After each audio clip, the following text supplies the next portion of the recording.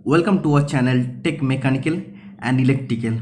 आज का क्लास बहुत ज़्यादा इंपॉर्टेंट होगा फिटर टर्नर मशीनिस्ट वालों के लिए, क्योंकि आज हम डिस्कस करेंगे टॉप 50 टेक्निकल मैथ्स का जो सीरीज चलाऊंगा उसका फर्स्ट पार्ट। इसमें टोटल 10 क्वेश्चंस रहेगा जो बहुत ही इंपॉर्टेंट है टेक्निकल एग्जाम के लिए।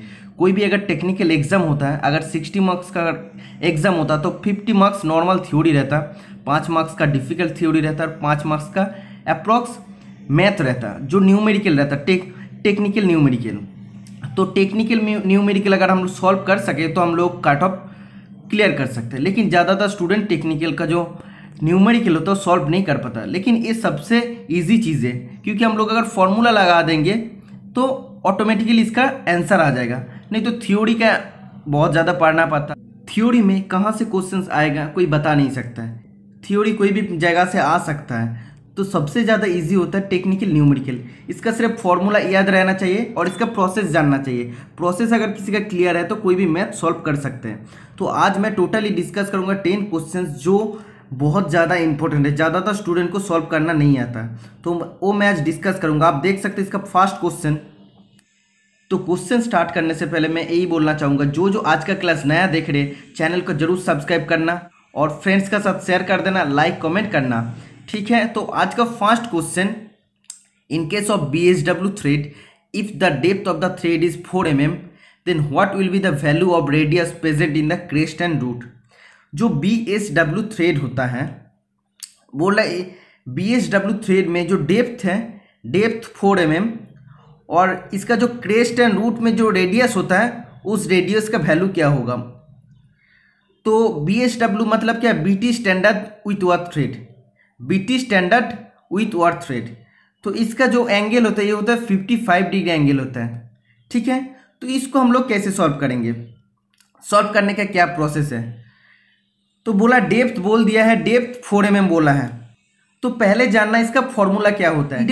जो BSW थ्रेड होता है उसका क्रेस्ट और रूट में ये टोटली ऐसे भी जैसा नहीं होता, इधर एक रेडियस जैसा होता है। तो ये रेडियस एक डेफिनिट वैल्यू होता है। ये डेफिनिट वैल्यू क्या होता है, तो उसका एक फॉर्मूला होता है। मैं पहले ही बता दिया कि टेक्निकल न्यूमेरिकल सॉल्व करने के लिए फॉर्मूला याद रहना चाहिए। तो इसका फॉर्मूला होता है, जो रेडियस का फॉर्मूला तो 0.137 इंटू पीच, ठीक है। रेडियस का फॉर्मूला होता है 0.137 इंटू पीच। ये BSW थ्रेड के लिए एप्लीकेबल है। तो पीच हम लोग को पहले निकालना पड़ेगा। पीच अगर हम लोग निकाल सकते हैं तो इसका वैल्यू हम लोग ऑटोमेटिकली निकाल सकते हैं, ठीक है। तो पीच कैसे निकालेंगे, तो इधर बोला है depth of the thread 4 mm, depth बोला है। तो हम लोग जानते हैं BSW थ्रेड का जो डेप्थ का फॉर्मूला होता है वो होता है depth equal to 0.6403 into pitch. तो डेप्थ का बोला है वैल्यू 4, तो पीच इक्वल टू क्या होगा, ये नीचे आ जाएगा तो ये हो जाएगा 0.6403। तो पीच इक्वल टू हो जाएगा 4/0.6403, ठीक है। तो पीच का वैल्यू निकल गया। इधर आप देख सकते हो रेडियस हो जाएगा क्या, 0.137 इंटू पीच। तो पीच का वैल्यू क्या है, इंटू 4/0.6403। तो ये जब कैलकुलेशन करोगे तो इसका वैल्यू अप्रॉक्सीमेट आ जाएगा 0.86 का आसपास, ठीक है। तो कैलकुलेशन करना बहुत ही डिफिकल्ट है, क्योंकि ये पॉइंट में आ जाएगा, तुम लोग करके देख सकते हैं, एग्जाम में और भी इजी आएगा। सिर्फ हमको बताना था कि इसका प्रोसेस क्या है और क्या क्या फॉर्मूला इसमें लगता है। तो ये आप देख सकते हैं बहुत ही टफ क्वेश्चन है, क्योंकि इसका निकालने का फॉर्मूला ज़्यादातर स्टूडेंट को मालूम नहीं है। तो ऐसा क्वेश्चन एग्जाम में अगर आएगा तो तुम लोगों को छोड़ना ही पड़ेगा। तो उससे पहले मैं सॉल्व कराना चाहता हूँ, इसीलिए आज का क्लास है। तो पूरा क्लास देखिए, आज का क्लास बहुत ज़्यादा इंपॉर्टेंट होगा। Each and every question exam के लिए बहुत ज़्यादा इंपॉर्टेंट है। नेक्स्ट क्वेश्चन सेकेंड नंबर का, इन case of double stud thread, if pitch of thread is 4 mm and the helix angle is 30 degree then what will be the pitch diameter of the thread। Double stud thread का अगर pitch 4 mm होता है और इसका helix angle का 30 degree होता है तो उस थ्रेड का पिच डायमीटर क्या होगा। तो हम लोग जानते हैं कि हेलिक्स एंगल निकालने का एक फॉर्मूला होता है। तो एक बात आप लोगों को याद रहना चाहिए, कोई भी न्यूमेरिकल सॉल्व करना है तो उसके लिए एक प्रॉपर फॉर्मूला होता है, वो आप लोगों को याद रहना चाहिए। तो इसमें देखना पड़ेगा आपका कौन सा फॉर्मूला इसके लिए एप्लीकेबल है। तो हेलिक्स एंगल का फॉर्मूला हम लोग अगर लगाएंगे तो हो जाएगा। हम लोग जानते हैं tan alpha is equal to helix angle is equal to lead बटा पाई डी, जिसको बोलते हैं सरकमफेरेंस। ठीक है, पाई डी का मतलब होता है सरकमफेरेंस।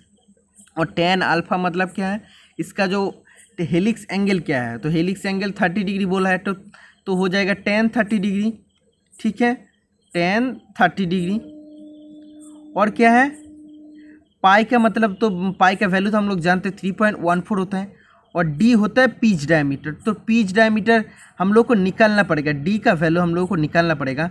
और लीड का भी वैल्यू हम लोग निकाल सकते हो, तो लीड का वैल्यू अगर हम लोग पुट कर देंगे तो डी का वैल्यू जो पिच डायमीटर का वैल्यू है वो ऑटोमेटिकली निकाल के आ जाएगा।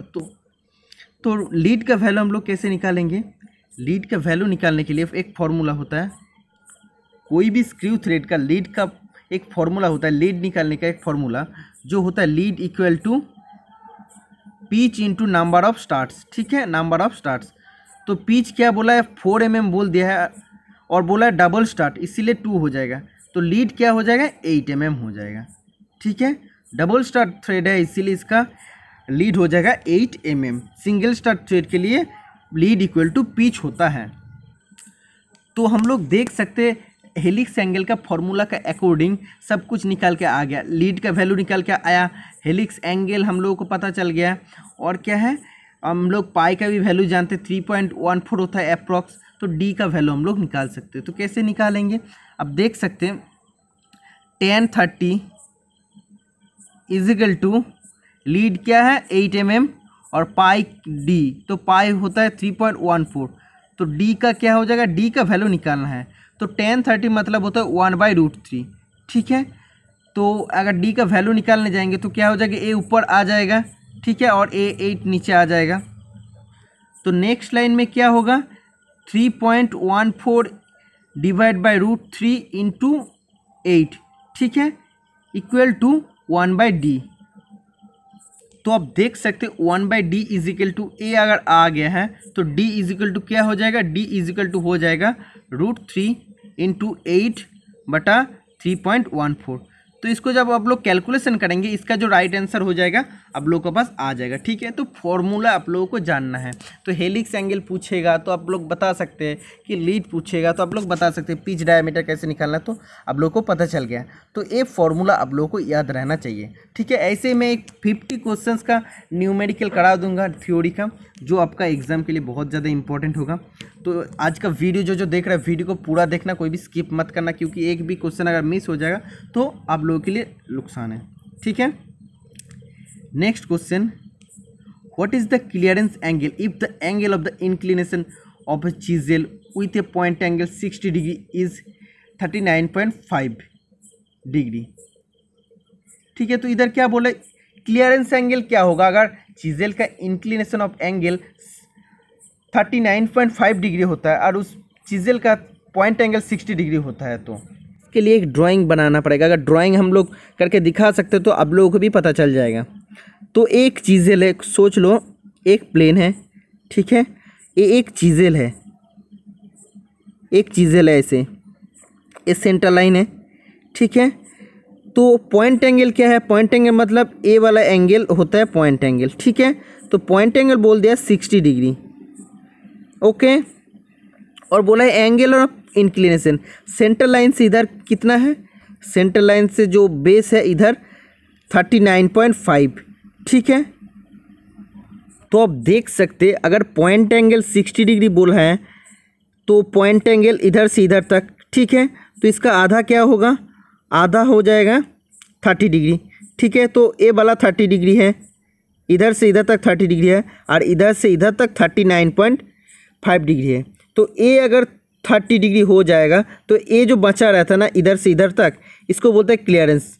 ठीक है, तो एक क्लियरेंस एंगल का क्या फॉर्म मतलब वैल्यू क्या होगा, तो इधर से इधर अगर 39.5 और इधर से इधर तक 30 होगा तो क्लियरेंस एंगल का वैल्यू क्या होगा 39.5 माइनस 30।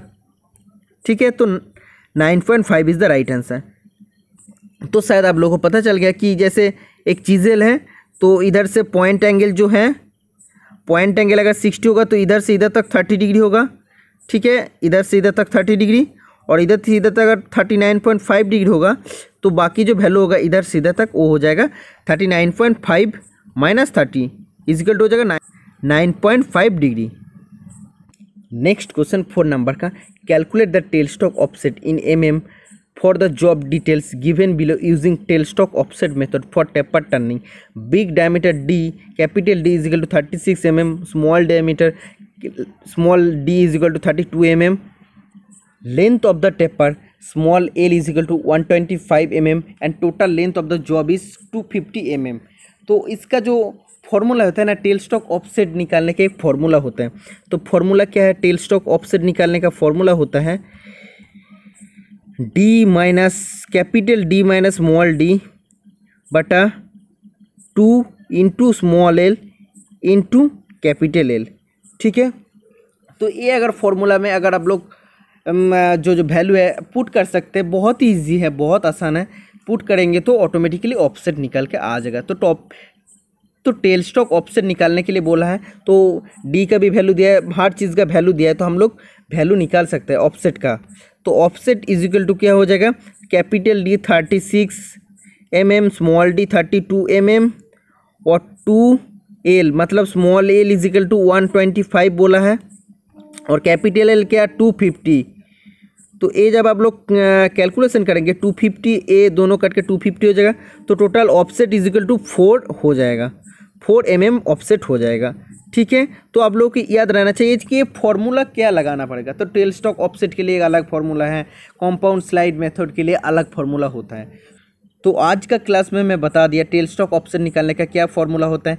नेक्स्ट क्लास में मैं बताऊंगा कंपाउंड स्लाइड मेथड जो टेपर होता है उसका फॉर्मूला क्या होता है कि कैसे निकालना पड़ता है। ठीक है, तो तब तक हम लोगों के साथ जुड़े रहना, चैनल को सब्सक्राइब कर लेना और फ्रेंड्स के साथ शेयर कर देना। Next question, what is the diametral pitch of the gear having its module is 12.7 mm। तो इसका फॉर्मूला होता है 1/dp is equal to module बटा 25.4। ठीक है, ये इसका फॉर्मूला होता है। तो आप देख सकते इधर डायमेट्रल पिच निकालना है, मॉड्यूल का वैल्यू दिया है और इसका तो 25.4 है, तो हम लोग इजीली इसका वैल्यू निकल सकता है। तो नेक्स्ट लाइन में क्या होगा, हम लोग ऐसे लिख सकते हैं, मॉड्यूल का जगह 12.7 अगर लिखेंगे तो क्या हो जाएगा, कटने के बाद 2 हो जाएगा। तो 1/dp इज इक्वल टू 1/2, तो dp इज इक्वल टू हो जाएगा 2। ठीक है, तो डायमेट्रल पिच का वैल्यू हो जाएगा 2। तो शायद आप लोगों को पता चल गया कि इसका फॉर्मूला क्या होता है और कैसे सॉल्व करना पड़ता है। तो एक बहुत ही इंपॉर्टेंट क्वेश्चन होता है गियर से डायमेट्रल पिच निकालने का। तो मॉड्यूल निकालने का भी क्वेश्चन देता है, ज़्यादातर जगह मॉड्यूल निकालने का क्वेश्चन देता है, लेकिन जब क्वेश्चन टफ आता है तो डायमेट्रल पिच निकालने का भी फॉर्मूला दे सकता है। नेक्स्ट क्वेश्चन 6 नंबर का, if the number of teeth in driver gear is 10 when the RPM of driver gear is 800, what will be the number of teeth when the RPM is 400। तो जब RPM 800 होता है तब gear का teeth होता है 10, और जब RPM 400 होगा तब गियर का कितना टीथ होगा। तो इसके लिए एक फॉर्मूला होता है जो होता है N1T1 is equal to N2T2। तो पहले हम लोगों को जानना है N1 क्या है, T1 क्या है, N2 क्या है, T2 क्या है। N1T1 होता है ड्राइवर गियर के लिए और N2T2 होता है ड्रिवन गियर के लिए। तो N1 मतलब जो होता है RPM होता है ड्राइवर गियर का वो होता है, और टीथ होता है ड्राइवर गियर का। ठीक है, और जो N2 होता है वो होता है ड्रिवन गियर का RPM और T2 होता है ड्रिवन गियर का टीथ नंबर। ठीक है, तो इधर पहले बोला ड्राइवर गियर का टीथ क्या है, 10 है, 10, और RPM क्या था, RPM था 800। N2 का वैल्यू क्या है, N2 का वैल्यू 400, ड्रिवन गियर का RPM 400। तो ड्रिवन गियर का नंबर ऑफ टीथ क्या होगा वही हम लोग को निकालना पड़ेगा। तो T2 हम लोगों को निकालना पड़ेगा। तो ऐसे हम लोगों को 400 को इधर नीचे लिख सकता है। तो 400 जब नीचे लिखेंगे नेक्स्ट लाइन में तो क्या हो जाएगा, 400 2 ज़र 800, तो क्या हो जाएगा, T2 इक्वल टू हो जाएगा 20 टीथ। ठीक है, तो T2 का वैल्यू आ जाएगा 20। तो आज सिर्फ मेरा यही मकसद है आप लोगों को फॉर्मूला बताना और कैसे क्या सॉल्व करना है। कैलकुलेशन में ज़्यादा ध्यान देने का कुछ नहीं, क्योंकि कैलकुलेशन बहुत ही ईजी होगा आप लोगों के लिए, जो आप इजीली कर सकते हैं। सिर्फ आपको जानना है कि कौन सा जगह कौन सा फॉर्मूला यूज़ करना है।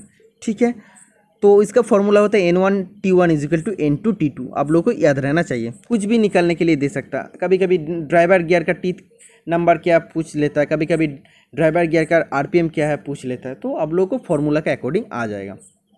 नेक्स्ट क्वेश्चन 7 नंबर का, a mild steel of diameter 40 mm and 100 mm length has to be turned to dia 30 mm in one cut for full length using HSS tool with a feed rate of 0.2 mm per revolution. Determine the turning time. तो turning time निकालने का formula क्या होता है, ये आप लोगों को पता रहना चाहिए, नहीं तो आप कभी भी इसको सॉल्व नहीं कर सकते। तो आज हम दिखा देंगे कैसे निकालना पड़ता है। तो इसका जो फॉर्मूला होता है टर्निंग टाइम का फॉर्मूला होता है small L into small N, small F into capital N. तो एक एक चीज़ का आप लोगों को पता रहना चाहिए। एक क्या होता है, small L is equal to होता है लेंथ ऑफ द जॉब। तो small L is equal to length of the job. जो भी क्वेश्चंस मैं बता रहा हूँ, जो भी पॉइंट मैं बता रहा हूँ, इस टाइप का क्वेश्चंस एग्जाम में आएगा। तो आप लोग प्लीज़ कॉपी में नोट्स डाउन कर लेना कि एल को क्या बोलता है, स्मॉल एन को क्या बोलता है।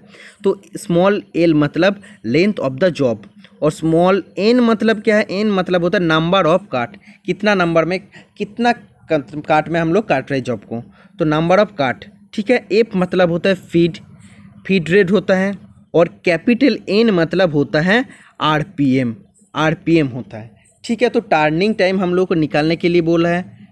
तो टर्निंग टाइम हम लोग कैसे निकाल सकते हैं, जब ये चारों चीज़ का वैल्यू हम लोग को पता रहेगा तब हम लोग टर्निंग टाइम का वैल्यू निकाल सकते हैं। तो ये मालूम है length of the job 100 mm, number of काट जस्ट बोला है 1 काट में है, और बोला एफ मतलब फीड भी दिया है 0.2 mm पर रिवोल्यूशन, लेकिन हम लोग को आरपीएम पता नहीं है। तो आरपीएम निकालने के लिए फॉर्मूला हम लोग जानते हैं, तो आरपीएम पहले निकालना पड़ेगा। आरपीएम निकालने का फॉर्मूला क्या होता है हम दिखा देते हैं। तो हम लोग जानते हैं आरपीएम निकालने के लिए एक फॉर्मूला होता है, जो होता है cutting speed is equal to pi DN बटा 1000।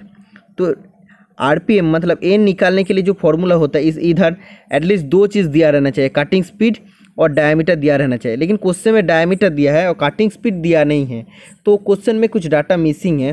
तो क्वेश्चंस के अकॉर्डिंग अगर ए पॉइंट दिया रहता है कि आरपीएम अगर इधर दिया रहता है, RPM just capital N is equal to 238.6 दिया रहता है क्वेश्चन का मुताबिक, तब हम लोग इजीली कैलकुलेशन कर सकते हैं। क्योंकि इसके लिए जो टर्निंग टाइम का जो फॉर्मूला होता है वो होता है small L into small N, small F into capital N.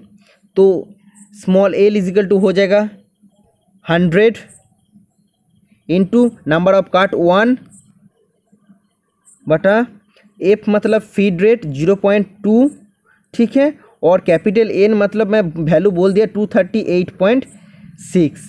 तो इधर क्वेश्चन में कुछ टाइपिंग मिस्टेक हो गया, इसीलिए जो कैपिटल एन का आरपीएम का वैल्यू दिया नहीं है, ठीक है। तो आरपीएम का वैल्यू दिया रहेगा तब हम लोग इसका टर्निंग टाइम निकाल सकते हैं। तो ये कटने के बाद जो हो जाएगा, ये हो जाएगा 2.09 सेकेंड का आसपास। तो आप लोगों को टेंशन लेने का कुछ भी नहीं है, सिर्फ आप लोगों को जानना है टर्निंग टाइम का फॉर्मूला क्या है, small L into small N बटा small F into capital N. तो क्या क्या चीज़ें आप लोगों को पता चल गया है। तो ईच एंड एवरी पॉइंट दिया रहेगा क्वेश्चन में, ठीक है। तो आप लोग इजीली कैलकुलेशन कर सकते हैं। अगर इधर एन का वैल्यू दिया नहीं रहेगा तो कटिंग स्पीड एटलीस्ट दिया रहेगा, तो कटिंग स्पीड दिया रहेगा तो हम लोग एन का वैल्यू निकाल सकते हैं, तब निकाल सकते हैं। तो शायद आप लोगों को पता चल गया कि कैसे सॉल्व करना है कि नहीं। नेक्स्ट क्वेश्चन 8 नंबर का, calculate the RPM of a lathe machine to turn a mild steel rod of diameter 100 mm is having cutting speed of 314 metre पर मिनट। बहुत आसान, तो बहुत आसान क्वेश्चन है। पिछला क्वेश्चन का जैसे इधर भी बोला आरपीएम निकालने के लिए बोला है, तो इधर आरपीएम निकालने के लिए हम पहले ही बोल दे, आरपीएम निकालने के लिए एटलीस्ट डायमीटर और कटिंग स्पीड दिया रहना चाहिए। तो इधर दोनों दिया है, इसलिए हम लोग आरपीएम निकाल सकते हैं। तो आरपीएम का फॉर्मूला क्या हो जाएगा, पहले जानना है cutting speed is equal to pi DN बटा 1000। तो कटिंग स्पीड क्या है 314 इज इक्वल टू पाई का वैल्यू हो जाएगा 3.14, डी का वैल्यू हो जाएगा इधर 100 mm, और एन का वैल्यू निकालना है, और इधर नीचे 1000 हो जाएगा, ठीक है। तो ये दो अगर 10 जो पॉइंट उठ जाएगा तो क्या हो जाएगा, और 2 शून्य आ जाएगा, इसलिए इसका साथ इसका कट जाएगा, और इधर कितना शून्य है, इधर 1 2 3 4 5, तो इधर 100 का साथ 100 कट जाएगा। एन इज इक्वल टू ये जो 1000 है ऊपर पहुंच जाएगा, तो n इजिकल टू हो जाएगा 1000, n इजिकल टू हो जाएगा 1000। ठीक है, तो आरपीएम 1000 निकाल के आ गया है। तो आरपीएम तब भी हम लोग निकाल सकते हैं जब डायमीटर और कटिंग स्पीड दिया रहेगा। ठीक है, तो फॉर्मूला शायद आप लोगों को पता चल गया। तो बहुत ही आसान क्वेश्चन है, सिर्फ आप लोगों को फॉर्मूला एक एक याद रखना है। टैप ड्रिल साइज निकालने के लिए बहुत जगह में क्वेश्चन देता है, जो ज़्यादातर क्वेश्चन में देता है मैट्रिक सिस्टम में, लेकिन अगर क्वेश्चन डिफिकल्ट रहता है तो बीएसडब्ल्यू थ्रेड में भी पूछ सकता है। ठीक है, तो बीएसडब्ल्यू में क्या होता है, टैप ड्रिल साइज निकालने के लिए जो फॉर्मूला होता है, टैप ड्रिल साइज मतलब टैप करने से पहले जो हम लोग ड्रिल करते हैं उसका साइज क्या होता है। तो टैप ड्रिल साइज का फॉर्मूला होता है TDS equal to 7/8 inch into D minus 1/32 inch. तो बहुत इजी क्वेश्चन है। तो इधर D का वैल्यू क्या होगा, D का वैल्यू जो दिया है टैप का साइज, तो टैप का साइज क्या है 3/4 इंच। ठीक है, तो क्या होगा, टैप ड्रिल से साइज निकालने के लिए फॉर्मूला होता है 7/8 inch into D minus 1/32 inch. तो नेक्स्ट लाइन में क्या हो जाएगा, TDS इजिकल टू हो जाएगा 7/8 इंटू 1/3/4 माइनस 1/32। तो इधर हो जाएगा 21/32 माइनस 1/32। तो एलसीएम करने के बाद क्या आएगा, 32 एलसीएम आएगा, तो 21 माइनस 1 इजिकल टू 20/32 आ जाएगा। तो काटने के बाद क्या हो जाएगा 10 16, काटने के बाद 2 5 ज़र 2 8 ज़र, तो 5/8 इसका राइट आंसर हो जाएगा। तो आप देख सकते हैं इसका राइट आंसर हो जाएगा 5/8 इंच। ठीक है, तो बहुत इजी क्वेश्चन है। Tap drill size is equal to हो जाएगा 7/8 D माइनस 1/32 इंच। ठीक है, तो दोनों इंच हो जाएगा। तो ये D का वैल्यू सिर्फ इधर देना है 3/4 इंच। ठीक है, तो उसका बाद इसका वैल्यू निकल के आ जाएगा टैप ड्रिल साइज का। तो ये भी फार्मूला आप लोगों को याद रहना चाहिए। तो ये वेटेज सिस्टम में निकालने का फार्मूला है, और जो मेट्रिक सिस्टम में हम लोग कैसे करते हैं, तो जो मैं नेक्स्ट मैथ का क्लास लूँगा, न्यूमेरिकल का क्लास लूँगा, उसमें मैं बता दूंगा। नेक्स्ट क्वेश्चन 10 नंबर का, what should be the blank size small d for dying M12 into 1.75 mm pitch of thread. तो जब भी हम लोग कोई एक्सटर्नल थ्रेड करते हैं, टैप कहाँ यूज़ करते हैं, इंटरनल थ्रेड के लिए, तो टैप ड्रिल साइज होता है। जब भी हम लोग एक्सटर्नल थ्रेड करते हैं तो ब्लैंक साइज, जो शाफ्ट का ब्लैंक साइज क्या रहना चाहिए, रॉड का ब्लैंक साइज। तो थ्रेड करने से पहले ब्लैंक साइज क्या होना चाहिए, आप देख सकते हैं इधर बोला है। इसका मतलब क्या है, इधर ज़्यादातर क्वेश्चन इधर से आता है कि एम का मतलब क्या है। एम का मतलब होता है मेट्रिक, 12 का मतलब होता है मेजर डाया, 1.75 मतलब होता है पिच ऑफ द थ्रेड। ठीक है, तो इसका बाद क्वेश्चन देखना है। तो ब्लैंक साइज निकालने का जो फॉर्मूला वो होता है D माइनस पिच/10। ठीक है, तो D का वैल्यू क्या है, D का वैल्यू, D मतलब मेजर डायमीटर 12 माइनस पिच क्या है 1.75/10। तो क्या हो जाएगा 12 माइनस हो जाएगा 0.175। तो क्या होगा 12 माइनस 0.175। तो 12 से अगर 0.175 माइनस करेंगे तो क्या आ जाएगा 5 2 8 11। तो 11.8 राइट आंसर आ जाएगा। तो 11.8, तो इसका अप्रॉक्सीमेट राइट आंसर हो जाएगा 11.8। तो ब्लैंक साइज निकालने का और टैप ड्रिल साइज निकालने का दोनों का अलग अलग फार्मूला होता है। ब्लैंक साइज निकालने का फार्मूला एक ही होता है, वो होता है डायमीटर माइनस पिच/10। ठीक है, तो डायमीटर जब बोला रहेगा, जब 12 या 10 जो भी बोला रहेगा उधर होगा 10 या 12, और पिच जो होगा पिच को 10 से डिवाइड कर देना, उसके बाद माइनस कर देंगे तो आंसर आ जाएगा।